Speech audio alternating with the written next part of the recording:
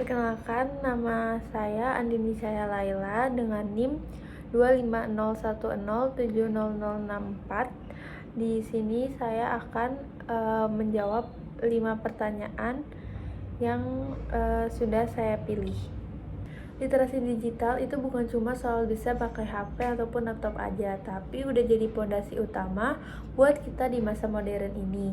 Intinya, kita butuh literasi digital biar bisa mikir kritis sama info yang kita terima. Tujuannya, biar kita nggak gampang kemakan hoax atau disinformasi yang hobinya bikin rusuh. Dan ini ngaruh juga sama gimana cara kita ngambil keputusan, kayak mau beli barang ataupun memilih pemimpin. Literasi digital yang oke bantu kita ngecek sumber informasi dan tahu mana yang benar dan mana yang salah. Yang kedua, mengenai dampak negatif. Kalau kita keseringan menggunakan media sosial, hal ini juga bisa memiliki dampak serius ke mental dan juga fisik kita. Secara mental, kita bisa gampang cemas, khususnya kayak selalu pengen kelihatan perfect di media sosial. Bisa juga kita merasa depresi dan ngerasa makin sendirian. Dan bahkan saking parahnya, kecanduan internet itu bisa merusak sistem otak kita. Dan kalau untuk fisiknya itu seperti kurang tidur, rawan obesitas, dan juga sampai sakit leher ataupun punggung. Pertanyaan ketiga tentang AI dan bagaimana cara pemrosesannya. Artificial Intelligence atau AI adalah kecerdasan buatan, atau gampangnya AI itu adalah program yang dibuat buat niruin cara manusia berpikir ataupun bertindak. Tujuannya biar mesin bisa belajar, mikir logis, dan juga mecahin masalah. Nah, untuk cara kerjanya, yang pertama dia melakukan yang namanya learning, atau dengan menganalisis data super besar atau yang disebut dengan big data buat nemuin pola atau machine learning.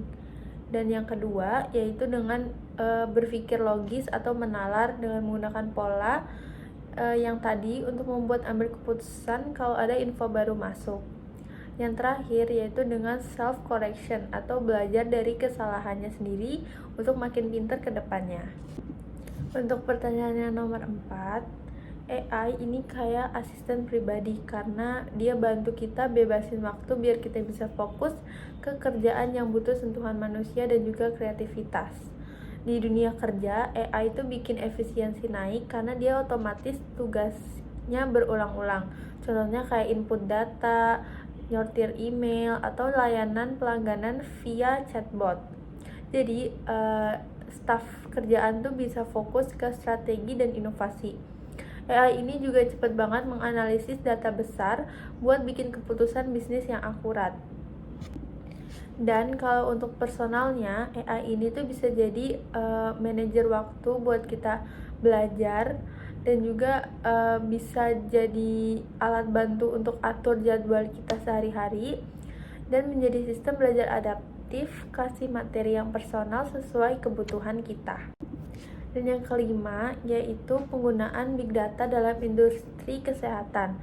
Pemantauan kesehatan real time IoT atau big data memungkinkan pemantauan kondisi tubuh melalui wearable device seperti smartwatch dan sensor medis.